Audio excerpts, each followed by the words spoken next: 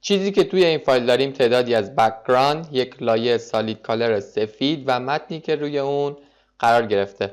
کنترل رو نگه می‌داریم و هر دو لایه رو انتخاب می‌کنیم. روی قسمتی از این دو لایه راست کلیک می‌کنیم و گزینه کانورت تو اسمارت آبجکت رو انتخاب می‌کنیم. بریم به منوی فیلتر، بلر و گاشیان بلر رو انتخاب می‌کنیم. یه مقداری به این لایه گاشیان بلر میدیم و نگران نیستیم چون دوباره میتونیم این مقادیر رو تغییر بدیم. خیلی اوکی رو میزنیم و بلندینگ مود این لایه رو تبدیل میکنیم به کالر برن. میتونیم دوباره روی گاشیان بلر دابل کلیک بکنیم و مقدار گاشیان بلر رو تغییر بدیم تا زمانی که نتیجه نزدیک بشه به چیزی که مورد علاقه ماست. خیلی اوکی رو میزنیم. حالا میتونیم این نتیجه رو روی بک‌گراندهای دیگه هم امتحان بکنیم و با انجام بعضی تعدیل ها بهترین نتیجه رو به دست بیاریم.